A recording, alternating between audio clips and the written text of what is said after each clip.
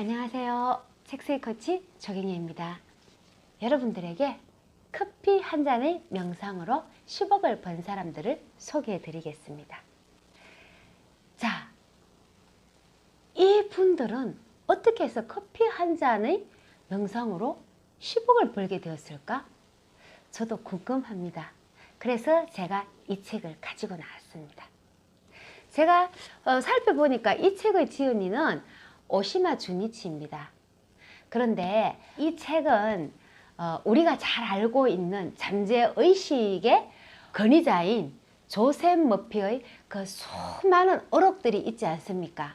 그 어록들 중에서 가장 중요하고 핵심적인 것들만 100가지를 간추려서 이렇게 이해하기 쉽게 또 해석을 한 책이라고 그렇게 생각을 하시면 될 것입니다. 그래서 이 책을 살펴보면은 이 책에서는 우리가 아무리 양심적으로 살고 도의적으로 산다고 하더라도 우리가 행복하게 살지는 못한다는 겁니다. 그렇다면 이게 무슨 말일까요?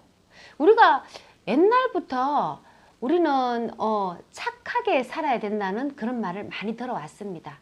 그리고 책을 읽어도 예를 들면은 뭐 백설공주라든가 또 콩쥐팥쥐 이런 것만 읽어보더라도 우리가 착하게 살면은 나중에 복을 받는다고 했지 않습니까? 백설공주도 굉장히 착한 공주였잖아요.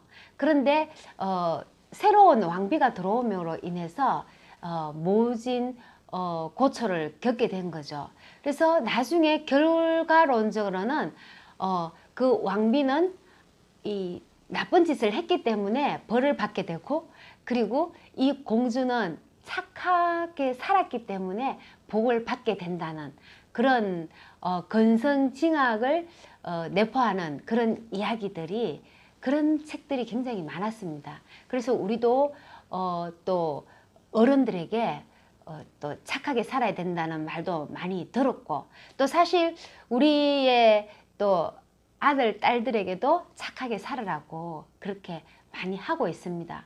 그런데 여기서는 착하게 산다고 하더라도 행복하게 살지 못한다고 하네요. 그러면 어떻게 행복하게 살까요? 그리고 또 보면은 아무리 성실하게 살고 열심히 일을 하더라도 우리는 부자가 되지는 못한다고 합니다. 이거는 맞는 것 같아요. 왜냐하면은 정말로 성실하게 살고 정말로 열심히 사는 사람들은 아침에 새벽에 일어나 보면 알 수 있습니다. 새벽 시장을 여는 사람들 있죠. 노가다를 하시는 분들, 특히 공사, 막노동 하시는 분들 있죠. 육체노동. 이런 분들은 일거리가 없기 때문에 일찍 일어나서 또 일을 해주는 그곳에 줄을 쫙 서야 됩니다.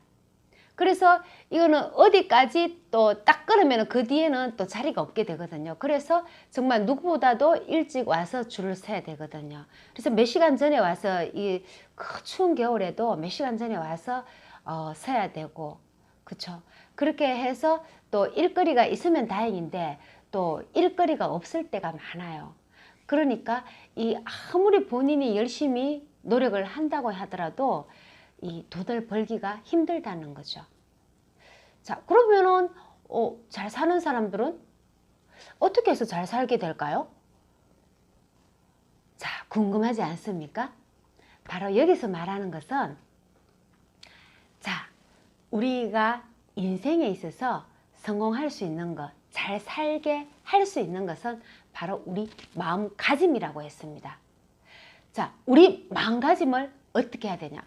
그럼 우리 마음가짐, 자, 새롭게 해서 강인하게 밀고 나가면 되는 거 아닌가요? 열심히 해서. 자, 여기서 말하는 것은 그런 것이 아닙니다. 그 의지를 말하는 것이 아니라요, 우리의 그 잠재의식을 이용하라는 거죠. 결국은 내가 원하고 내가 소망하는 것을, 이것을 계속해서 시각화해서 잠재의식에게 넘겨주라는 거예요. 그러면은 어떻게 그것을 이용하는지 한번 살펴보도록 하겠습니다. 30페이지 보시면은 창조력은 우리 마음속에 있다고 합니다. 자, 창조력은 우리 마음속에 있다. 이건 무슨 말일까? 자, 한번 살펴보니까요. 여기서 말하고 있는 것은 벽실을 논에 뿌리면 싹이 트고 꽃이 피어 다시 벼가 됩니다. 얼마나 신비스러운 일입니까? 흙이 신비로운 작용을 일으켜서 벽실을 성장시키고 또 줄기가 나고 열매를 맺게 합니다. 마찬가지로 가메시에서 감나무를, 도토리에서는 떡갈나무를 탄생시킵니다.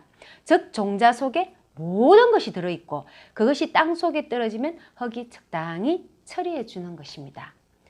자, 이렇게 말을 하고 있거든요. 그러면 결국은 어떻습니까? 자, 우리가 흙에다가 씨앗을 뿌리는 거예요. 토양에다가 씨앗을 뿌리면은 어떻게 됩니까? 이 토양이 알아서 적당하게 이거를 씨앗을 잘 처리를 해줘요. 마찬가지로 우리가 우리의 소망을 어디에다 뿌립니까? 잠재의식에 뿌리는 거예요. 이 잠재의식을 토양이라고 할 수 있는 것이고, 그리고 우리가 생각하고 원하는 것 있죠. 이것이 우리의 생각이잖아요. 이 생각을 종자라고 말하는 거죠. 이 종자를 어디에다가 잠재의식에 뿌리는 거예요. 뿌리는 걸 파종이라 하잖아요. 그렇죠? 그러면은 잠재의식, 토양, 즉 토양에다 뿌리면은, 씨를 토양에다 뿌리면은 이것이 이 토양이 알아서, 흙이 알아서 이것을 처리를 해주는 거예요. 결국은 잠재의식이 우리의 생각을 알아서 이루게 해준다는 것이죠. 그렇게 되는 거예요. 그래서 예를 들면은 내가 책을 써서 작가가 되고 싶고, 그리고 그 책을 통해서 내가 강연을 하고 싶잖아요. 그럼 어떻게 해야 됩니까? 내가 열심히 책을 써야 되겠죠. 책을 쓰는 모습을 상상을 하고, 그리고 또 내가 책이 출간되고 나서 그 저자 강연을 하는 모습을 내가 그리는 거예요. 상상을 하는 거예요. 자, 이렇게 선명하게 그거를 이미지화 시키면서 그리는 거죠. 이것을 바로 씨앗이라고 생각을 하면 됩니다. 씨앗, 종자. 이게 종자거든요. 그래서 내가 그것을 시각화한다는 것이 결국은 이것이 바로 종자잖아요. 이 종자를 잠재의식에 넘김으로 인해서 파종을 하는 거죠. 잠재의식이 토양이나 마찬가지잖아요. 그죠? 그 토양에 잠재의식에 파종을 하는 거고, 그러면은 이 내 생각들이 어떻게 돼요? 이 씨앗들이. 그러면 막 싹이 날 거 아니에요. 그죠? 싹이 파릇파릇 날 거 아니에요. 그러면 싹이 파릇파릇 나는데 여기에 그러면 싹이 파릇파릇 나는데 내가 아무것도 안 해주면 안 되잖아요. 여기 뭘 해줘야 돼요? 햇볕도 주고 또 물도 주고 뭐 거름도 주고 해야지만 이것이 잘 커 나갈 거 아닙니까? 그러면 이 햇볕과 물과 거름이 뭡니까? 한마디로 말하면 바로 우리의 신념이라고 할 수 있는 거예요. 근데 우리의 신념을 튼튼하게 해야 되는데, 이 거름도 주고 햇빛도 주고 이걸 튼튼하게 이렇게 잘 골고루 줘야 되는데, 이거를 골고루 안 주고 누가 뭐 무슨 말을 하면은 막 흔들리는 거예요. 에이 그거 해가 되겠어, 하지마, 차라리 다른 거 하는 게 낫지, 말라고 힘들게 그걸 해, 말라고 책 쓰기를 해. 사실 그렇게 해서 반대하는 사람들에 의해서 책을 쓰려고 하다가도 반대하는 사람들 때문에 책을 안 쓰는 경우도 많이 있습니다. 그러면 그 사람은 결국 뭡니까? 남의 말에 의해서 자기가 꿈꾸는 그런 소망이 있는데 그 자기의 소망을 남의 의사에 의해서 쉽게 포기하는 사람은 그러면은 성공하기가 힘들다는 거죠. 그래서 이거를 모두 물리쳐야 되는 거예요. 이 불순분자의 세력들을 다 물리쳐야 되는 거예요. 이 물리치는 것을 바로 뭐라고 합니까? 제초 작업이라고 생각을 하시면 돼요. 우리가 막 싹이 트고 막 이러잖아요. 그럴 때 우리 싹만 나는 게 아니고 그 옆에 잡초도 많이 무성하게 나잖아요. 그럼 잡초들을 다 뽑아줘야 되는 거예요. 이 잡초를 제거하는 거라고 생각을 하시면 됩니다. 부정적인 말 이런 거를 하지 마시라는 거죠. 자기가 실컷 해놔놓고서 실컷 기도를 했어요. 내가 이 간절하게 기도해놓고 나중에는 에이, 과연 그게 될까? 이러면 벌써 안 된다고 말하는 거잖아요. 그러면은 이것이 이루어지지 않는다는 거죠. 그래서 이런 부정적인 생각과 말은 절대 하면은 안 된다는 겁니다. 그리고 우리가 이런 신념이 강하면 강할수록 기적이 빨리 일어나는 거예요. 이 꿈이 현실로 되는 확률이 꿈의 버플링이 점점 더 빨리 이루어진다는 거죠. 예를 들면은 어떤 남자가 있었어요. 그 남자는 자신의 딸이 있었는데 이 딸이 불치의 피부병을 앓고 있었고 그리고 또 관절염까지 걸려서 고통을 받고 있는 거죠. 그래서 이 고통을 받고 있으니까 아버지가 된 입장으로서도 고통스럽죠. 그래서 이 아버지 입장에서 매번 말을 해요. 그러니까 딸의 이 모든 것을 깨끗하게 나을 수만 있다면은 자기의 오른팔을 가져가도 좋다고. 그걸 계속해서 그런 식으로 기도를 해요. 간절하게 그것도. 그렇게 하니까 한 2년 뒤에 이 가족들이 이제 이 드라이브를 하게 됐는데 이 드라이브를 하다 교통사고를 당했어요. 이 교통사고로 인해서 병원에 왔지만은 결국은 아버지는 어떻게 돼요? 오른팔을 절단하게 됐고 그 오른팔을 절단한과 동시에 딸은 이 불치병이 다 나았다는 거죠. 자, 어떻습니까? 이 소원이 이루어졌죠. 이 아버지가 간절하게 기도한 소원이 이루어진 거예요. 근데 이게 잘 된 겁니까? 아닙니다. 자, 잠재의식은요, 가짜와 진짜를 구별하지를 못해요. 그래서 내가 농담을 해도 그걸 그대로 받아들여요. 그래서 잠재의식한테 이 소원을 말하든가 잠재의식한테 무슨 말을 할 때는 무조건 부정적인 말은 절대 하면 안 됩니다. 무조건 긍정적인 말, 좋은 말을 해야 된다는 거죠.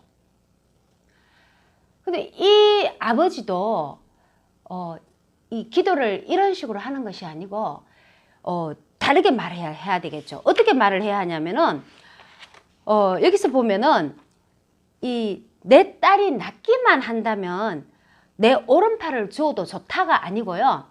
내 딸을 낫기만 한다면 나는